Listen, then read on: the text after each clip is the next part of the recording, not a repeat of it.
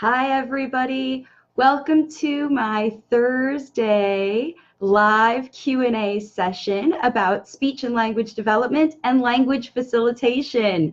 My name is Marcy Melzer, and I am an intuitive speech and language pathologist, and I help parents teach their late talking children how to use the words they need to share their wisdom with the world. I see some folks are already joining me. Hi, Anne-Marie, and Shaukian is here, and Lena is here. Thanks, and Anna. Hi, ladies. Thank you so much for joining me on my live today. If you don't mind, put a comment here about where you're watching from. As you can see, I've got my world map back up, and I'm so excited to now be in more countries all the time. I just added a family in the Philippines. I like to shout them out on my map here when I find them. Over here, I'm hiding them. Way down over there, okay? And then I've also got another family that I'm talking to. I'm really hoping that they join me, and they're in Ireland, which is up over here. So more and more countries are joining, and so if you can let me know where you're from. There's Anne-Marie from Virginia, and I see Patricia's here, and hi, ladies. Angie, thank you for joining me. Like I said, my name is Marcy Melzer, and if you have a question about your child, about language facilitation, about late talking, about any of that, go ahead and post it in the comments right now, and I'll get to it. I don't see any questions yet, but I know it takes sometimes a few minutes for people to join on. And Shaukian is in Lexington, Kentucky. Thanks again for joining me. Shaukian has been an amazing language facilitator mom. She has really started to make some big improvements with her 7-year-old boy. And we have a video, actually last week, she joined me on the Q&A so that we could take some questions from parents and talk about her story.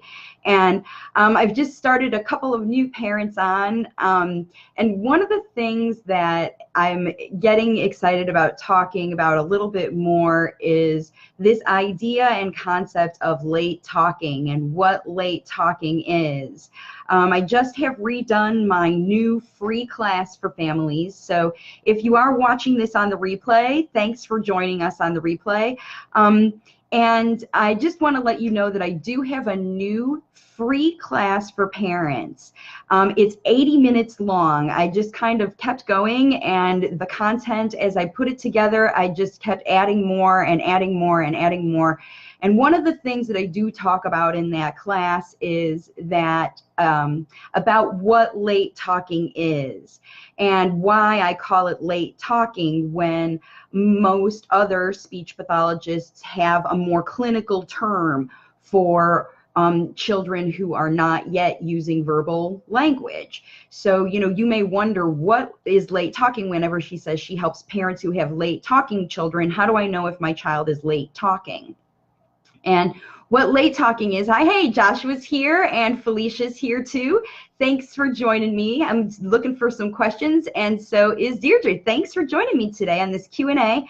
While I'm waiting for some questions to come into the live, I'm asking folks, if you don't mind, if you just joined me, put a little comment in there where you're watching from today. I'm just kind of helping gather some information for myself to find out where they're reaching from. And if you're watching the replay, please do the same, so I can just get an idea of how far these live videos are reaching. And what's amazing, and the thing that I found out about this Q&A and about the Waves of Communication program, because I have families from all over the world who are in the program now, late talking is something that is happening everywhere, all over the world. And I think maybe that's why it is a more general term that I use, because this method of language facilitation works for children who are late talking.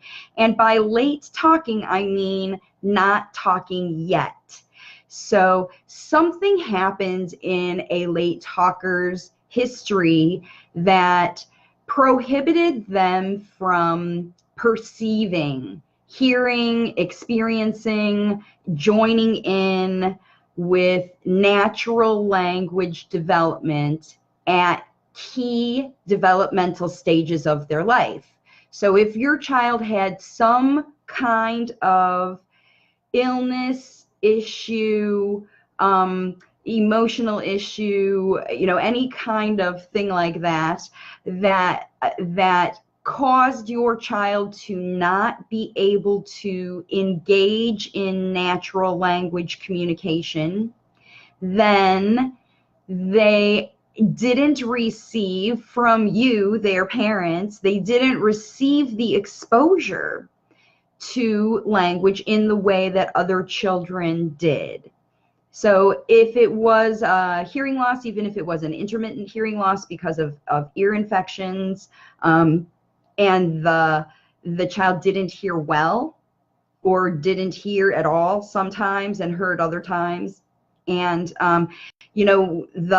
the kids, or if there was some kind of a traumatic situation that happened in your child's family, or if your child was very ill and in the hospital and didn't experience a whole lot of interaction with you as parents, then that is what stopped their ability to develop language naturally on time at that moment when maybe they were premature and they came out already a little too soon and still needed to work on other physiological development, brain development that happens in the very last stages of a pregnancy in utero, and babies experience that kind of growth on the outside, which is, they're not quite ready to start learning from the get-go. Their brains need to catch up. And fortunately, with premature kids, their brains do usually catch up, but they just need a little bit more time for exposure. And so, sometimes other things happen.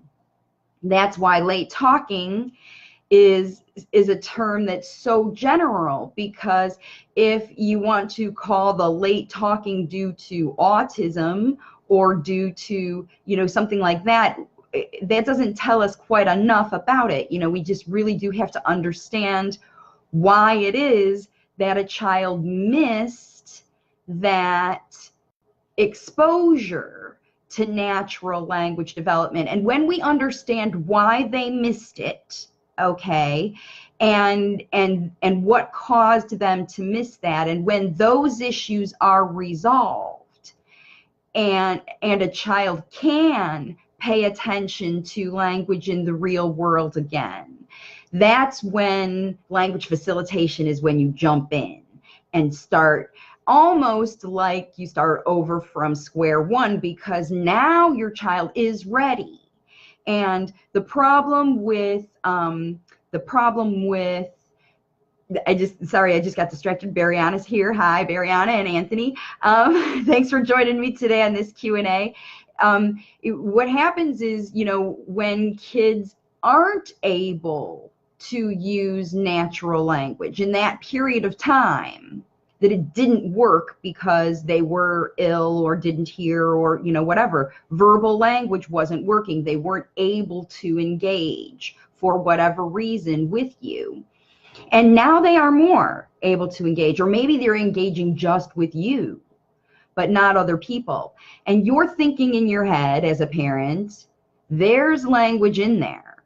Like, my child wants to communicate with me, but I just don't know how to teach them. And your child has learned how to communicate with you what they want, using the other nonverbal ways that they are trying to communicate with you. So, by them, using gestures or showing you things or pointing, or their sign language, or the sign language that they learned, or the single words that they learned, or maybe the phrases that they've heard scripted on their other TV, or they've heard other people say, things like that.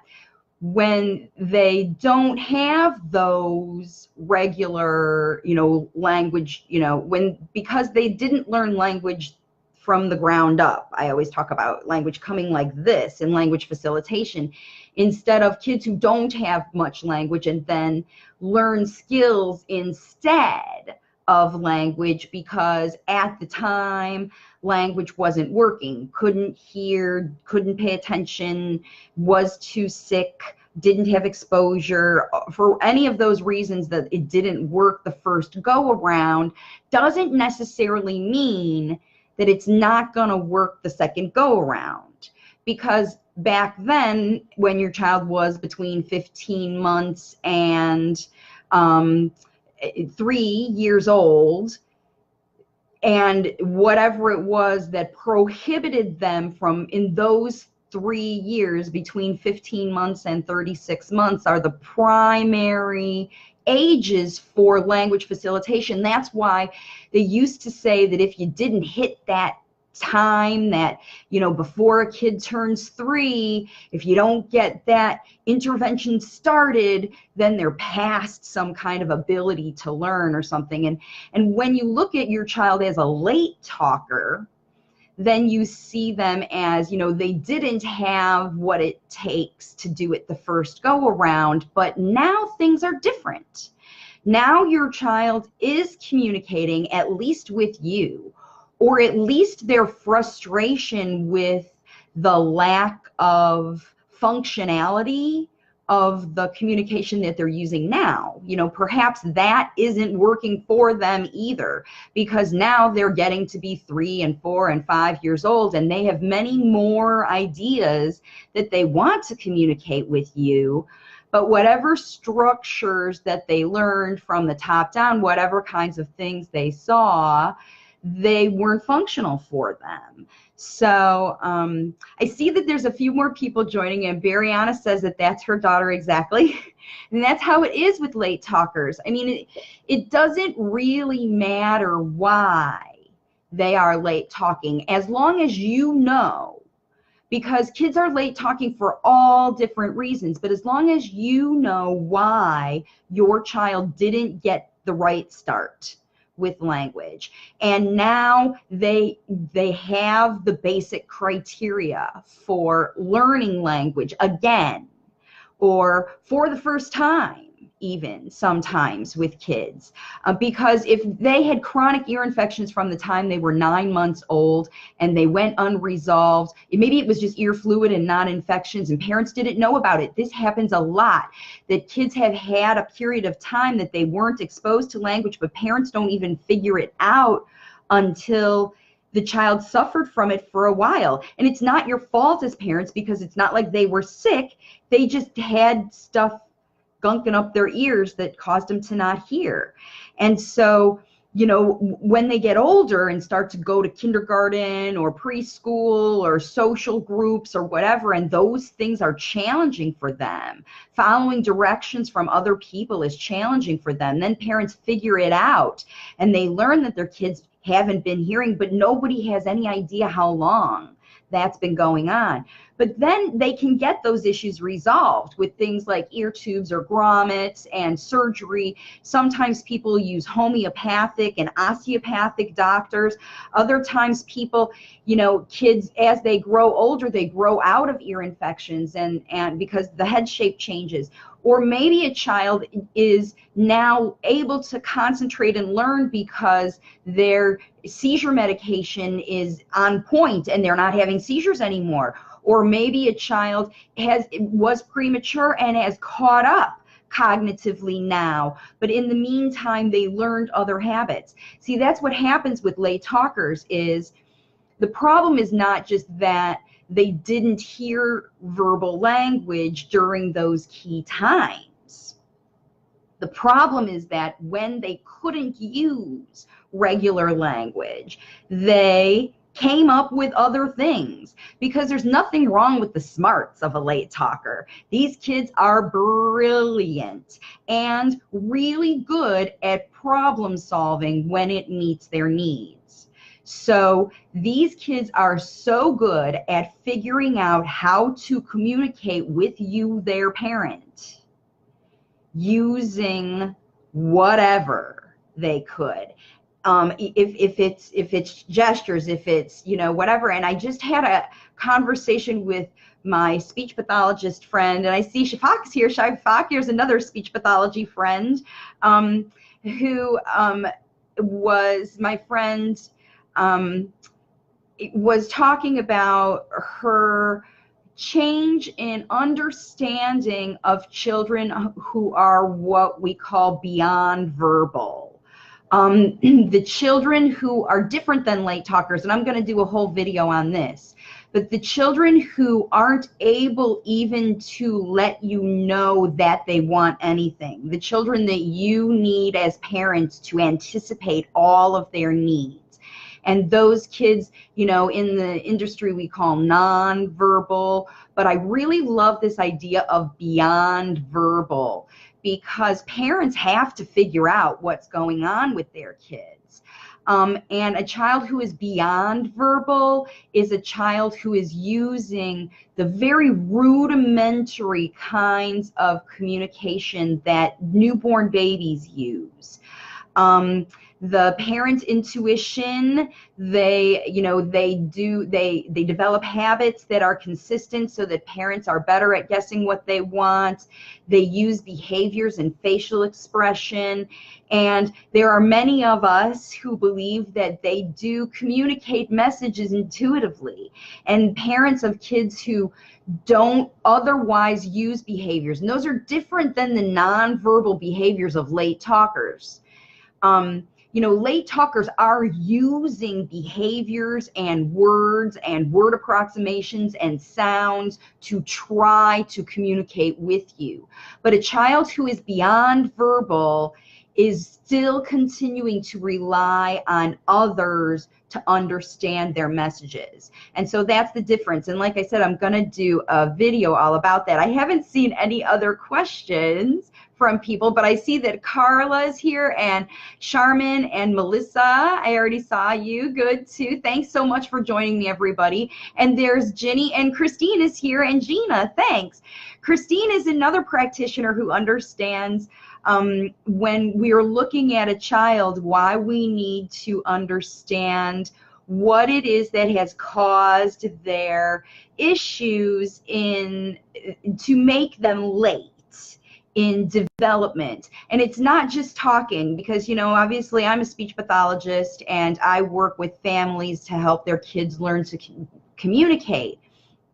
But the fundamentals of language facilitation are solving so many problems for parents, because along with kids who are late talking, they have developed, like I said, an alternative to talking, an alternative way to communicate their messages with you.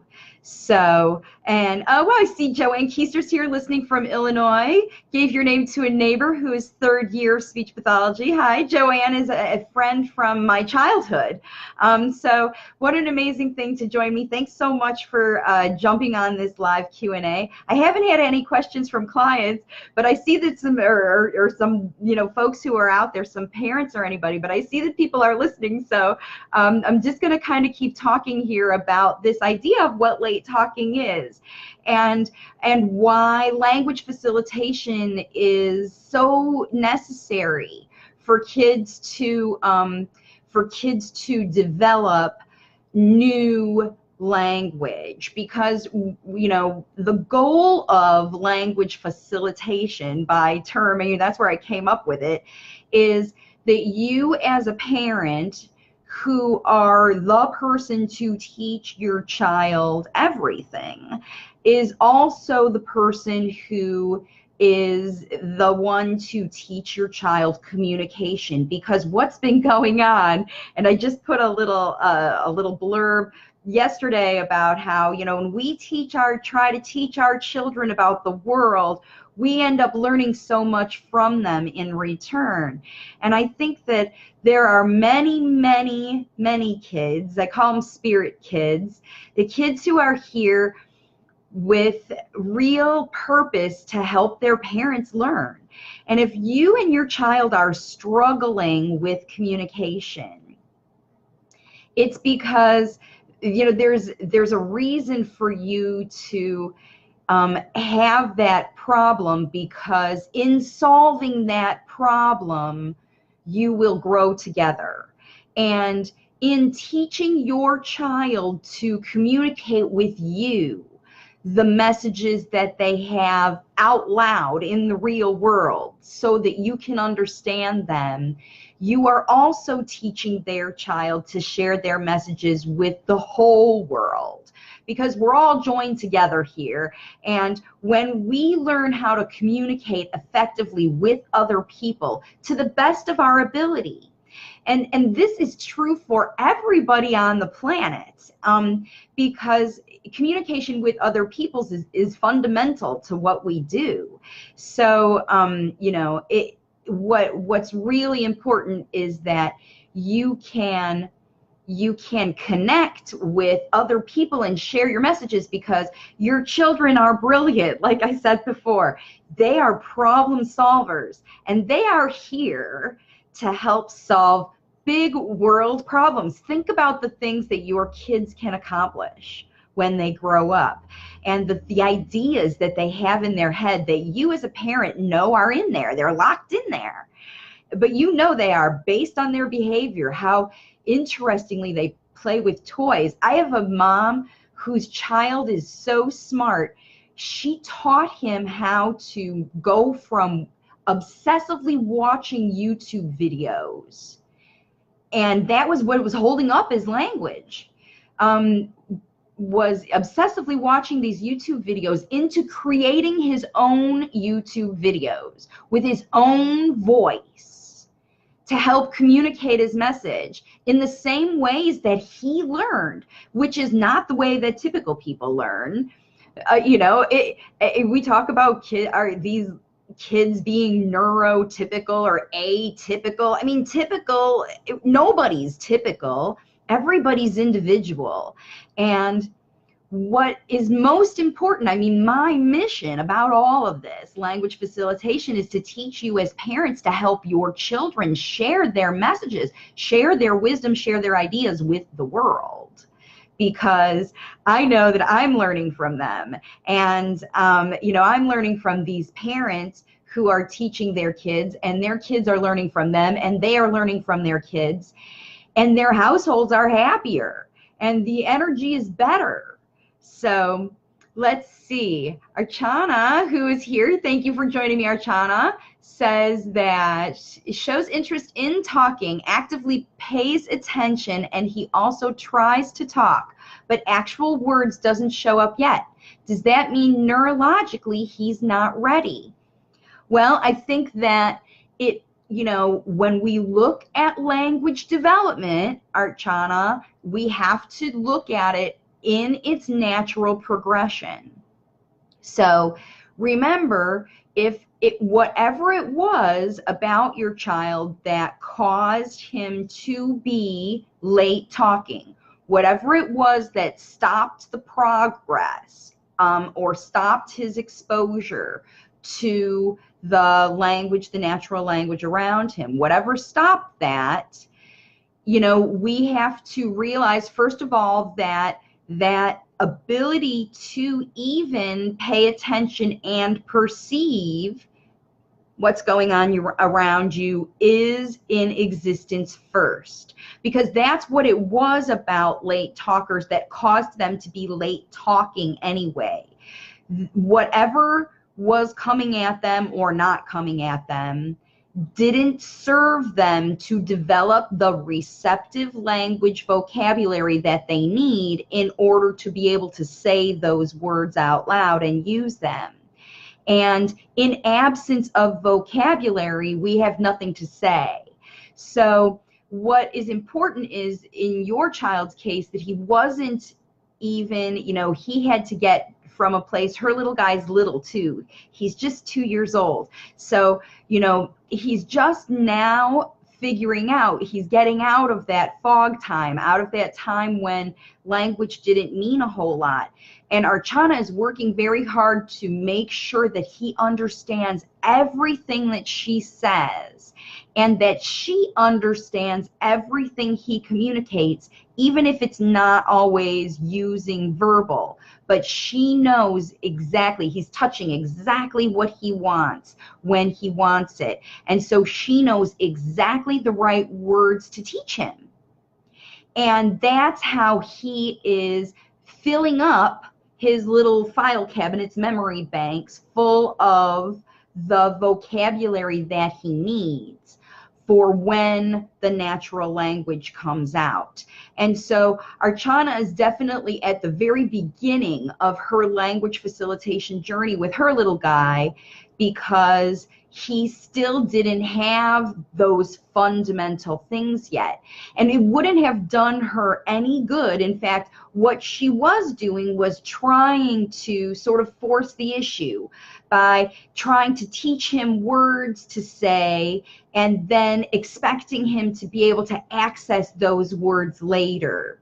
And it wasn't working. He wasn't learning the words and keeping them, and because she wasn't showing him how to use them in the functional situations that you need them. She was just having him, try to say things, and he wasn't confident in saying the words, so that's why he's not using them. And that's the other thing that happens with late talkers. Many late talkers is that they don't have confidence about using words because they haven't any experience using words. Remember, they're late talking. Even though they've said a word a couple times, they didn't learn it like you learned it. You learned the word dog from seeing dogs, or maybe many picture books of dogs or videos of dogs. And if your child learned the word dog from a flashcard or a video that they've seen over and over and over again, they're not going to know that that dog is exactly the same as every other dog, whether they're big, little, floppy ears, big ears. I have one language facilitator mom that for a long time, her daughter kept calling different dogs by other animal names based on their characteristics, because she was taught to describe things. So she was like, a dog that had its ears up, every dog that had its ears up, she was calling a bunny, because she learned that animals with their ears up are bunnies. Instead so what happened is she didn't have language otherwise, and in school and all of her things, they taught her how to learn words by how to describe them. And so her mom had to restart with learning how to communicate things like that. So kids, I don't think that it's not neurologically not ready, Archana. I think that in your child's case, he's not experienced enough to use it yet. And so after just a couple of weeks that she's been with the program, I know it's frustrating. Some of the older kids who are talking and do have receptive language, they start using words immediately because parents just show them the right way, and then they learn to do it because they've been struggling. You see, parents who have kids who are 4 and 5 and 7 and 10, and I'm getting ready to do a strategy session today with somebody who's in their teens, 12, 13 years old. These families have been struggling with this gap in communication between the way they learned words by description, like this little girl who learned that dogs, animals with ears up are bunnies, but she didn't even understand that there's bunnies that have ears down, like the floppier bunnies. What is she going to do with that information?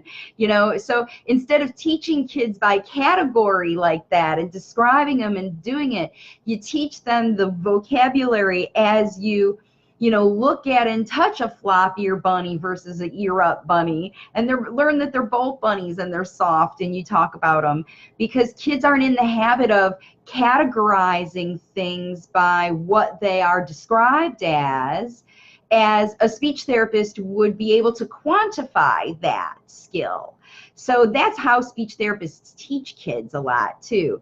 All right, I see here's John joining me and Tamara. If you are just joining me, or if you're catching this replay, it kind of really hasn't turned into much of a Q&A, but these are the questions that a lot of people have asked me about language facilitation and why why I talk about kids as being late talkers. And the fact is, they're late talkers because they're just not talking yet. And so if you have a child who you think is, you know, maybe wasn't able to but is now able to start using words, maybe you have worked with your homeopathic doctor, maybe you've worked with somebody like Dr. Christine, who does comprehensive evaluation with kids with her neurodevelopmental medical practice.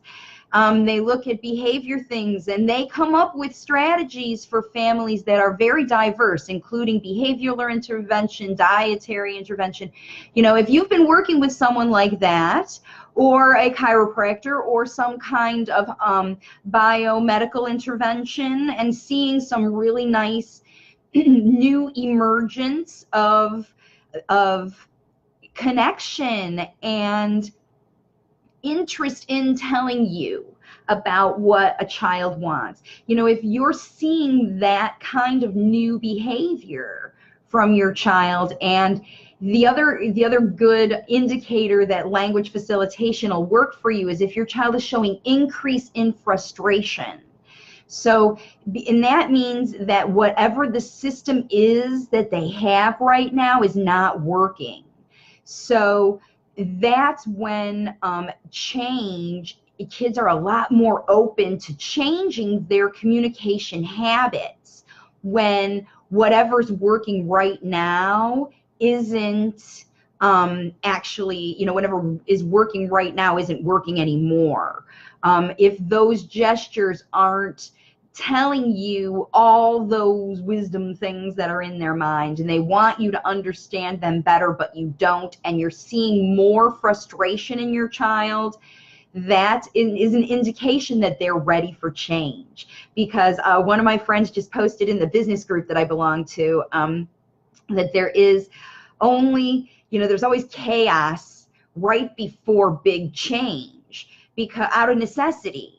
You know, look, this problem is too big. We have to dig in and figure out how to solve this problem. And no one is better to do that than you as a parent. No one's better at solving that problem, overcoming that frustration about not being able to communicate messages anymore than you as a parent. So, all right, so I don't see any more folks saying questions here. So I guess I'm going to retitle this video when I put it up in the replay and talk about what is late talking, and, you know, how to know if your child is a late talker, and how to know if they're ready to do language facilitation. So, you know, if your child is coming out of the fog and you know that there is language in there, and they're starting to use some frustration, more frustration behavior, then they are ready for change. And when you institute easy, happy, safe, and fun strategies and keep it super fun,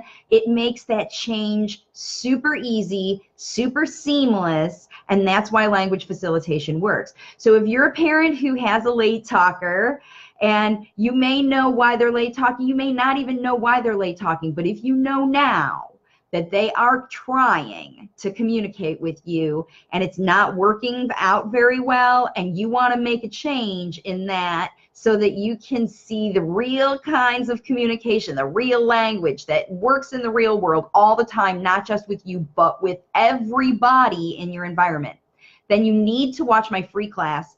It's 80 minutes long. It is packed with content. Will keep you on the edge of your seat the whole time. I've tested it out on a couple parents who just, you know, even the parents in my program have watched this class and learned new things from it. So definitely go watch that class. And if the information in that class resonates with you, if you feel like you are ready and your child is ready to jump on this opportunity to get started again from the ground up and teach your child how to use natural language, then you can schedule a strategy session with me and we can discuss exactly what's going on with your child, figure out what is the blockage, what is it that's causing this frustration, and how to overcome it.